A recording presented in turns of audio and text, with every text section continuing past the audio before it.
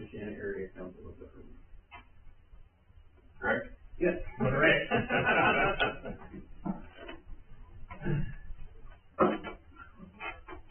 Kind of like a think tank for all the communities in order in this area to help us with grants and funding, and that's kind of what those guys are doing now. Represent local governments in our 4 county regions.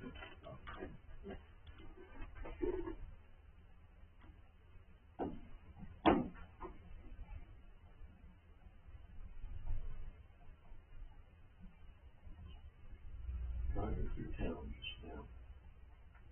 And I wondered, what happened to those, traffic speed,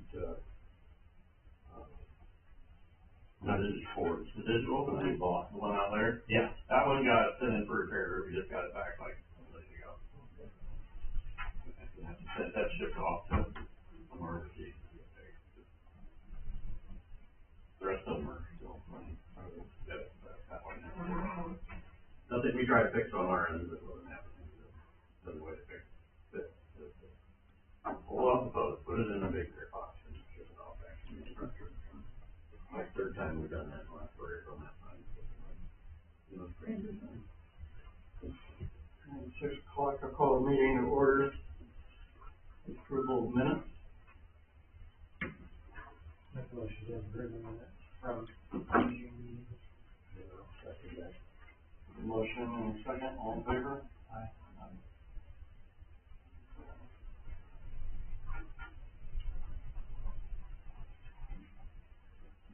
We have no claims, do we? Yeah, the one from last month. The meeting. Oh, They approved it by. yeah, they did, and Okay. I forget what it was. Yeah. You did not. This is the claim, that's the good one. Officially approved.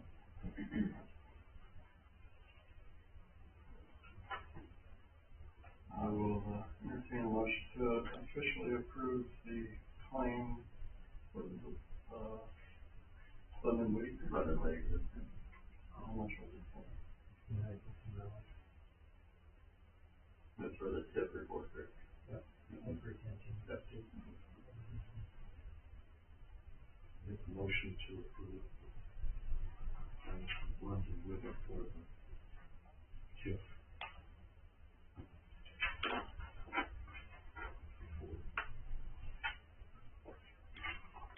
Okay. A motion and second, all in favor? Aye.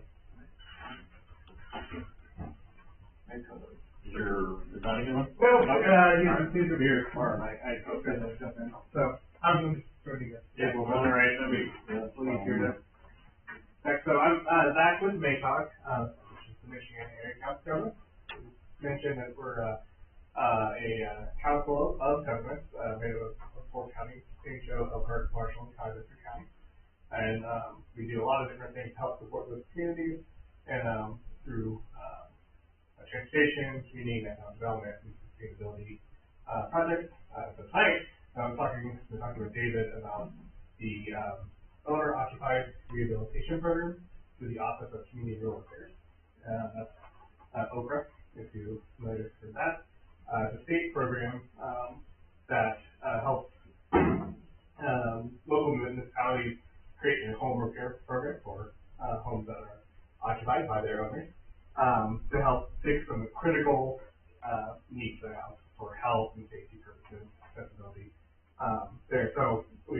about some things, and again, I think there were some programs in the past, I think you fill in a little bit that was trying to aim to support this.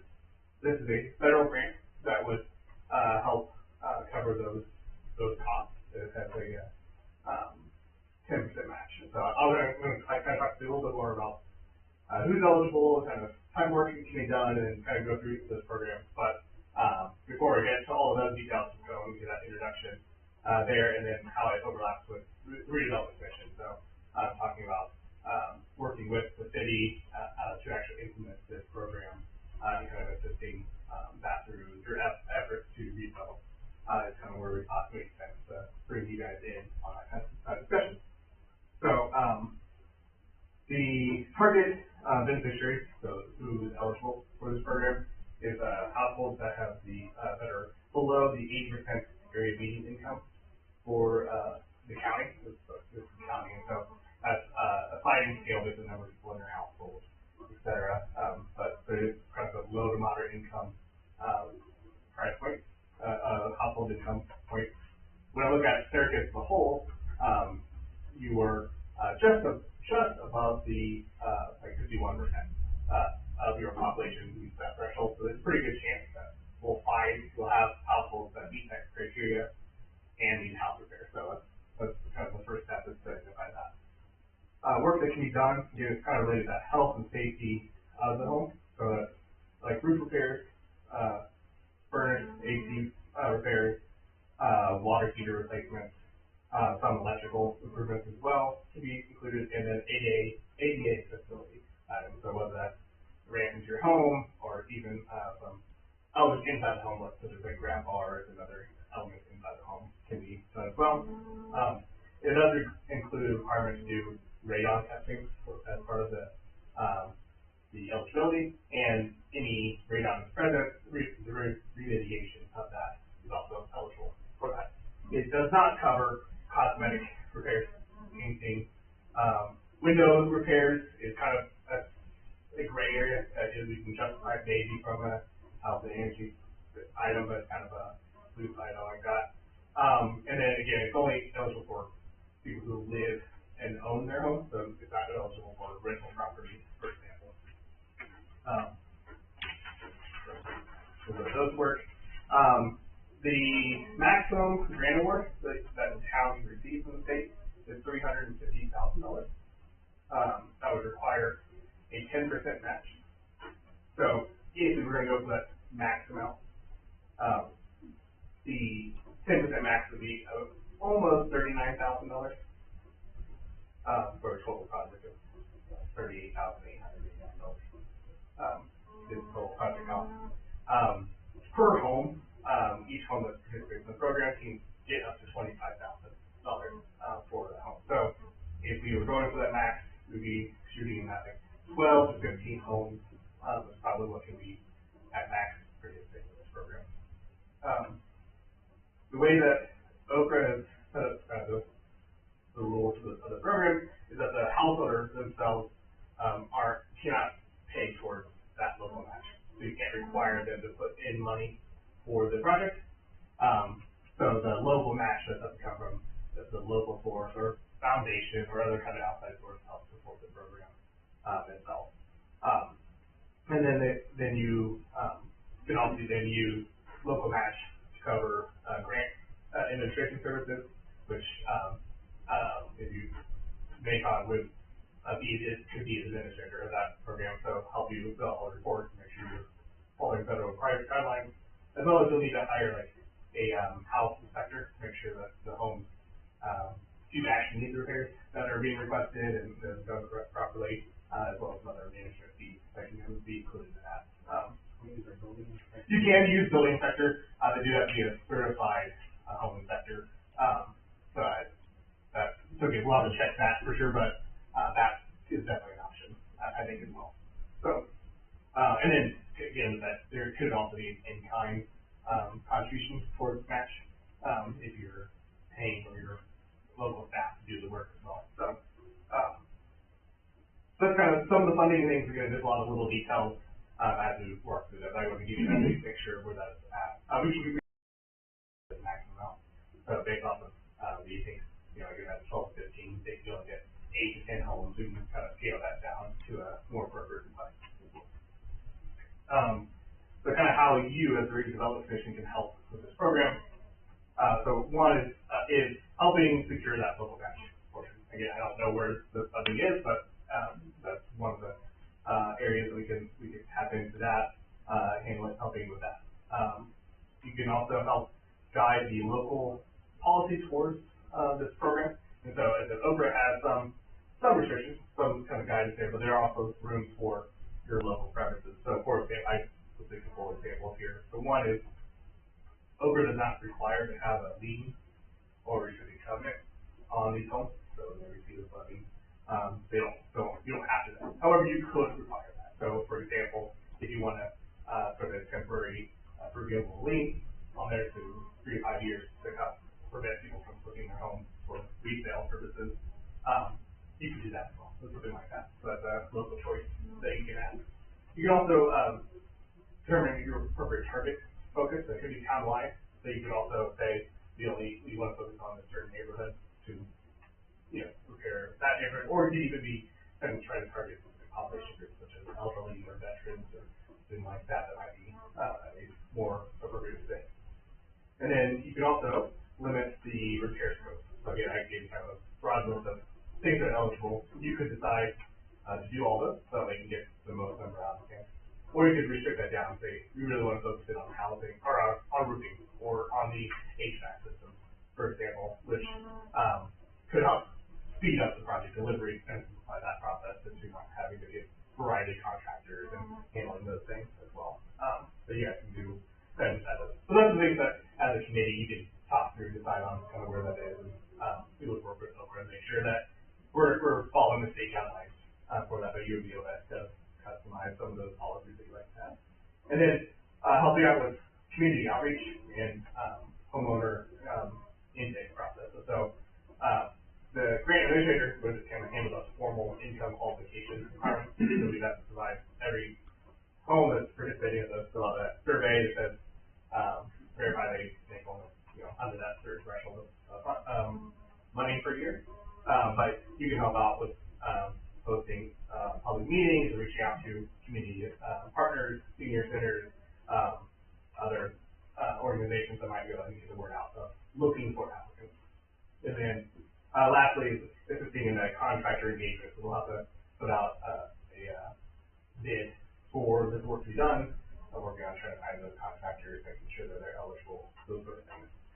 So these are the types of those things that, in talking with Dave, we thought bringing this group in would be very helpful in going through. So I'll pause here. We covered a lot of things before I get into actually how do we apply kind of those steps. This kind of the sketch of the program, and Dave, feel free to jump in and add any more details that you might have. So it's we supply the vendor, the contractor. Mm-hmm.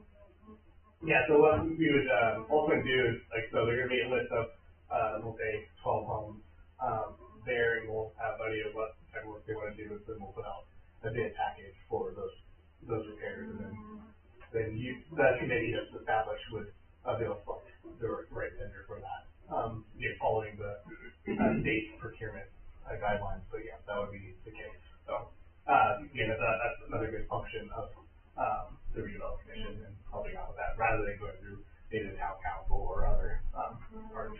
So, Sort of financial planning. yep. There's a match. Yep. So it's a 10% match of the total of the grant award. So the maximum amount local match would be $38,889 to get the max out the federal award. You can also We have to put in 90% of that. you would be putting in that 38,000. The total grant award is for 350,000. Okay, so we're mentioning 10%. Yeah. And then something as we get through the application phase and see what local funds are available. There are additional points if you end up overmatching the application amount as well. So there may be a good reason to say shooting for a 20% match or something bigger than 10%, but we kind of give you the floor where that's at. That's all. And again, those funds can come from a variety of sources, whether from the town itself, through your various funding, budget items, or you do from, look at, foundation funds and things like that to help donate towards this project as well. Yeah, the TIF funds, I believe, yeah, that would be the case, that We've got to hit the zone. yeah, that's what I was written down. Is the Syracuse stuff just a town? No, it's the 13 corridor, about a block. That's what it is. Really? Probably. Okay. Yeah, like your neighborhood's gonna. Yeah. They got through my roof last month. Maybe that 1 mile down the road. Yeah. Yeah, so, but there are, various sources of that, again, we could also, reach out to like, TEDCO, the Community Foundation, there's other, foundations that might support something like this from that health and wellness kind of, quality of life perspective as well. But, the easiest thing is from looking at the town budget and seeing where that goes. So, again, a lot of that would be covered, will be centered towards the, kind of professional services, component to this project. If a home, so the home can max out at $25,000 of the federal funds there.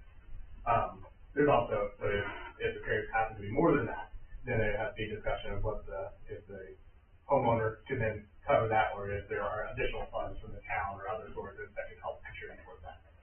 Or they have to scope it down to fit in that amount. So that's another area that could impact the budget as well. So is there a time period within which we have to spend all of the money? Yes, so after we are awarded, it's a 18-month period, to get that funds all, dispersed out. You mentioned bidding it out to contractors. Is it expected that the work is bid as a package? It can be, done that way, I think, or it can be done by individual projects, kind of depending on the quantity we have. When I've talked to a few folks, again, some of the people that have done like just the, roof repairs as the primary item, and so they had, 10 homes, and they, bid that out, they ended up awarding, I think, 2 contracts to cover those 10, something like that is what they did. But then another one said that since they had like a variety of projects, they were doing individual ones, so the contractors could bid on multiple ones and be awarded that way. Does the homeowner have to match anything?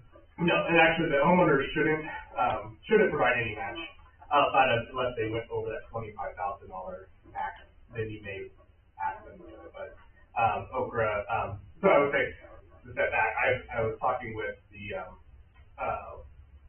Providence County, Habitat for Humanity they were interested in applying this program as well, and they require a 50% contribution from the homeowner to participate, and Okra was not happy for that, and so they don't, this is meant to impact low to moderate income people who don't have funds, so they don't want to see them contribute towards the program, on that end, so it would have to come from, not resident, or not directly from the homeowners themselves. Yeah, this kind of puts a quarterback on the order. So we've had a program, 20-something, long before I got here, home rehabilitation on the West Bay of Warsaw area housing authority. That just never got off the ground anywhere. So that we've got like, I don't know, $15,000 or $20,000 sitting in that fund currently to be used for this kind of project. And so like that kind of went away, and then, when we brought the Kendallville folks here and you guys about the program that they started, just kind of want to get the conversation continuing on maybe doing some home rehab. And these guys came and met with me a couple months ago and talked about this, so I wanted to get in front of you guys, so you have a chance to hear them and think on it and ask questions. Yeah, and, right now, for application process, Okra has a call-in, 3 times a year. And so they just had their second one, it was closed at the beginning of this month, 12. So they have a third one in October, and then next year it could be like three each year, when that is due. So time to prepare that, I'm not sure that in October, at this point, October 1 is probably realistic unless we That'd be really felt like, yeah, we really pretty needed to fast. get there. I would be that much more apt to look at the first of the following year, which they don't have the dates out for it. But I would expect to be in the, March time, is when that would be due. So, we have some time to figure out some of those things, in there, and then, from there, you go through, there's about 60 days it would take to review and award, items, so, then we have another, I think, month or so, about 3 months until we get like the notice to proceed or award, for that, so we have 18 months there. So we're really looking through, halfway next year through like the following year to get all the work done if we apply at the beginning of the year. So it is a good amount of time to get that done, there, but it is, again, there's a lot of bureaucracy to go through, each of those steps, and so, it does take some time to get through. So, that's one piece of, for the application. They don't require us to have all the properties identified in a list for who's participating, but they want to see that there is interest, and you do have kind of a pool of people that are potentially interested and eligible to participate in. So one part of this will be to reach out and do a survey, and get in the county when, the Habitat Command is doing this. They kind of started one as well, so I think David mentioned there were several people from Syracuse that participated in that survey already. But we can pull, say, do you have a home repair, item to do, and would you kind of meet this income requirement? Is kind of and then would you really participate in this program? Is kind of the 3 questions that we'd be asking people for. So we have a good list of, there's, 20 people out there, we're shooting to get 10 to 12 of them through there, because again, it's going to take some time. It's going to take some time to get through all the steps. So, some of those people might fall off, not be qualified for, or move away, do the repairs themselves, whatever it might be. So we'll have to continue to, kind of seek out that list of people as we move forward.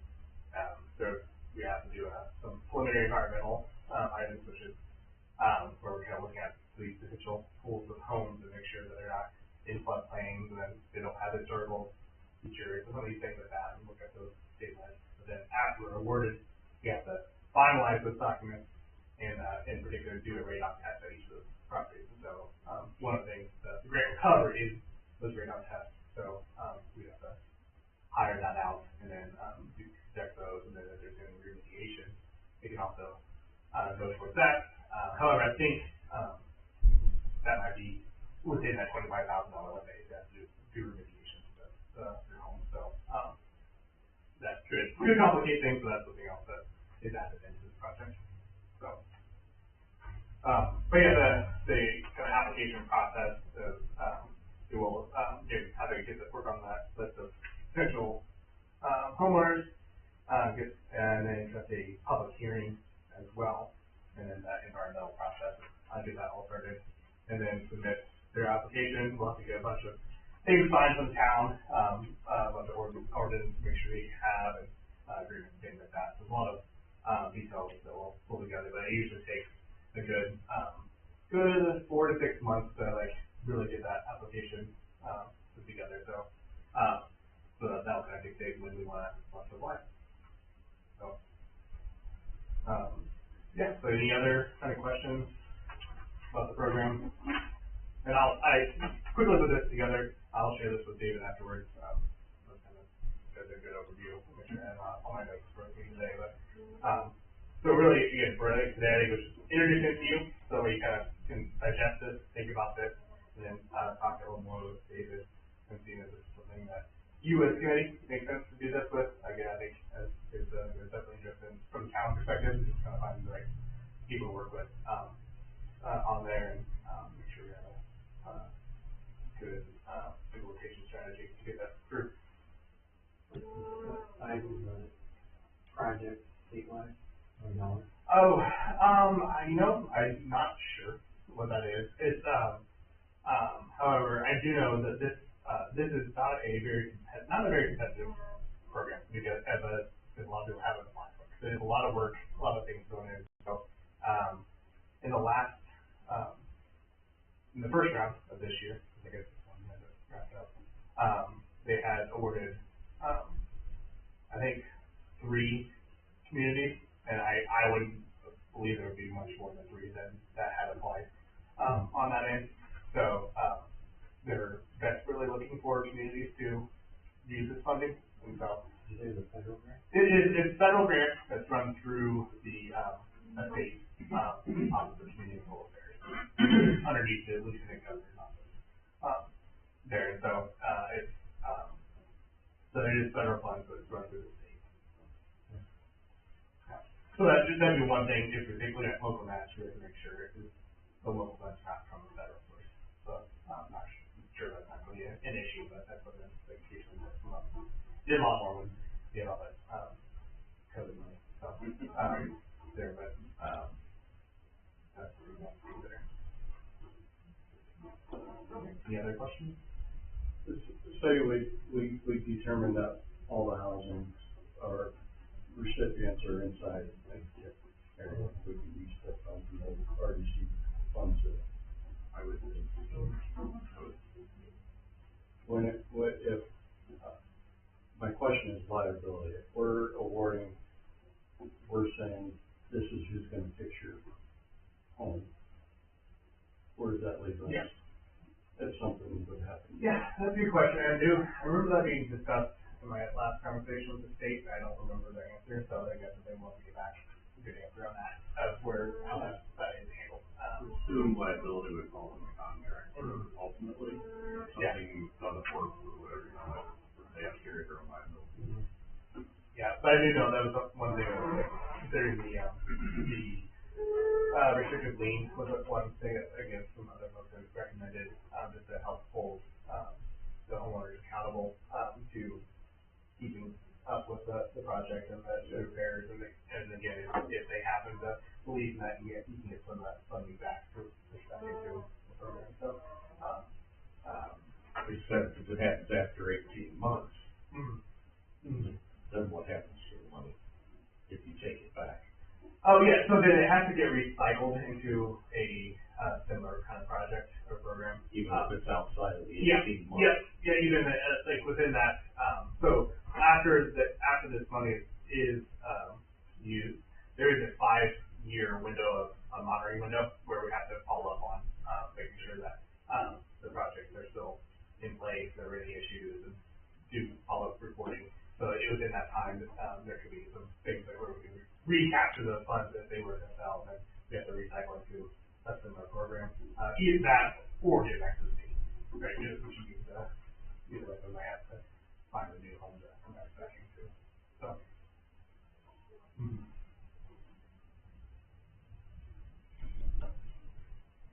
Alright, so that's all I got, again, mostly just kind of pitching the idea, if you guys think about it, share some of this information I have, and go and go back with David and talk through kind of those next steps, but, at this point, again, from looking for, that in the winter, call, so definitely want to have something moving forward, by November, like October, probably be better this year to make sure you get that, that time, so that'd be a good thing to fall back to, so.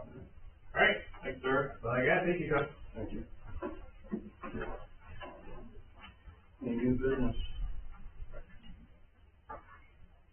Thank you again, about you guys, I just got this email today from me, so, if any of you are interested in this, they're putting on a, redevelopment commission kind of seminar in New Haven, Fort Wayne, in August, if anybody wants to attend. $20 per person. Yeah, one's in New Haven, one's in the Promenade Park in Fort Wayne. Okay.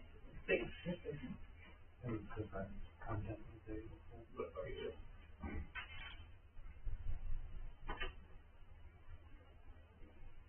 Any other new business? Any old business? But I'd like to use this opportunity to officially, formally, forever, for a while, establish a definitive meeting date time. The meeting at 6:30 is prohibitive because we can't get into the council on Tuesday.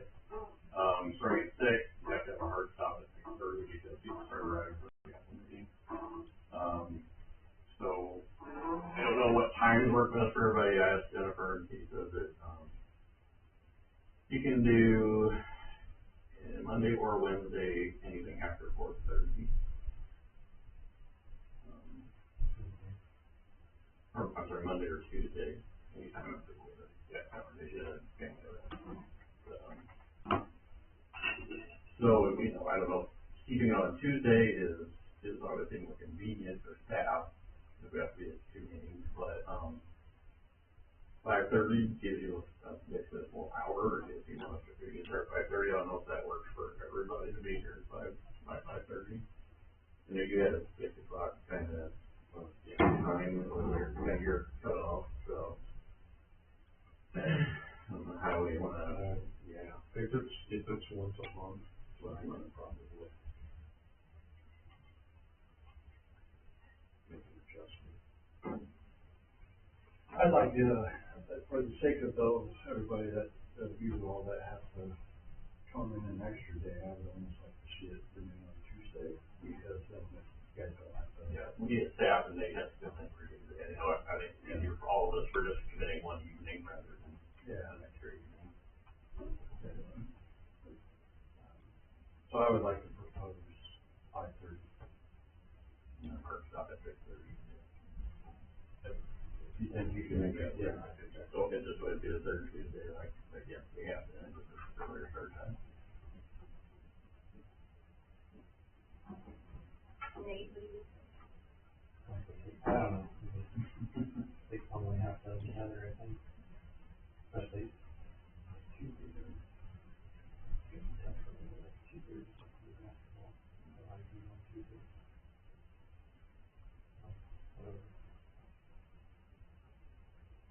I don't know how to talk about that.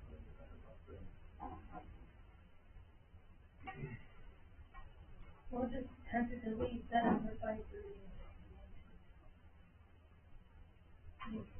Or you just, like, pencil it in for right now. Yeah. Can we just, does that be opposed? Yeah, I mean, I think for the three of you here to make that decision, that has a motion and everything going forward. If it doesn't work, revisit it, I guess. Like everything else, There's never a good time. So, are you gonna call for it, or can I just make a motion? You can make a motion. Make a motion that we, tentatively, or going forward, schedule it for the third Tuesday at 5:30, with a hard stop at 6:30.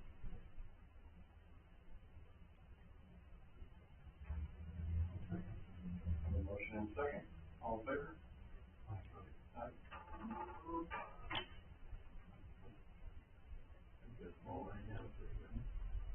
Have you heard anything from Mark on the, like, Oh, yeah, I asked him, he has just not had anything to assess the situation anymore. We're just very in project right now. He's gonna try to get it up on a full and get it working, so he can report back to us. about that this week.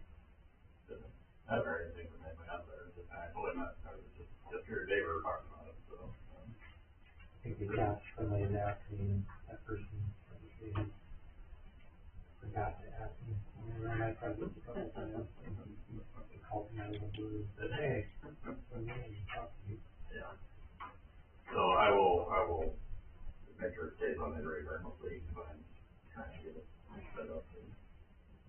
Can you remind me what they're doing at where the hurricane? This one, West they're building some sort of manufacturing slash cold storage kind of area. I think it's mostly cold storage area. Is it cold out of the rain? Yeah, I think so. Right, some of the stuff is sitting out back under cover. Yeah, they have really dug a crater there.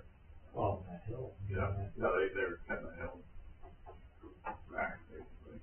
I haven't looked at it, it's close out, it's back there, so. I can only see it from the road, but Yeah. in the amount of dirt, and I can see where it's cut back in, I'm glad that they're investing in property. Yeah. It'd be nice to look at some of the stuff in the cover.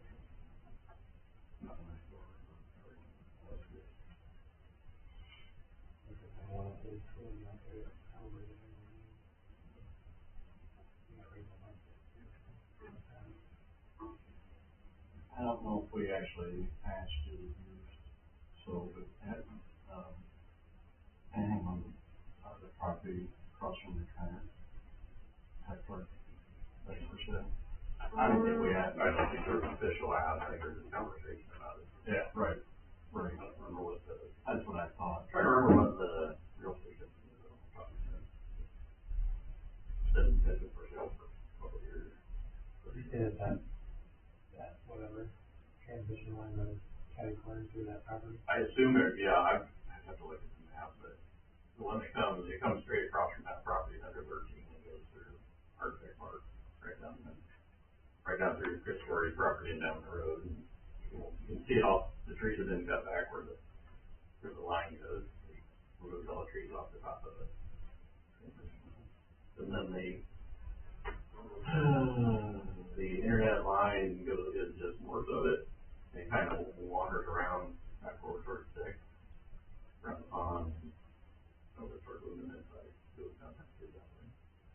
That's a regional, like, very fiber optic, but like that kind of fiber optic.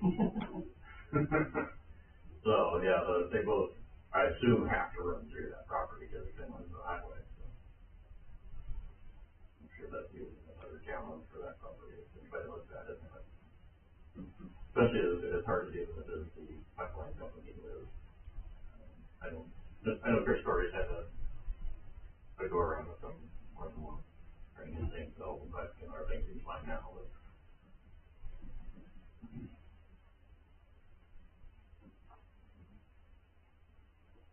But I did speak to his attorney, cause they came back in, I think it was May, and asked for an extension, cause they're supposed to be done in May, then they asked for an extension to, it's July, and they said they run into some, pipeline issues, not that pipeline, but supply issues. Apparently they got some materials in and the contractor rejected all of it. So he wasn't gonna hang it, whatever, he didn't specify what it was, but that put a big bog in it along the way, so they could get new material in or whatever it was. So they're trying desperately to get done, but they're running some more kinks than they're expecting, so. What are they doing there? It's right now, so he's building it and he's going to lease it out to another company, which last I knew it was his son's company that's going to lease the property from him. That's the one that was the Concrete, yeah, they were up in the old laundromat up here, where they've been operating it over the last couple of years. As soon as that building's done, they're transposing up there, cause there's somebody else looking to buy that building, so. As soon as, once it's in process of moving from one to the other.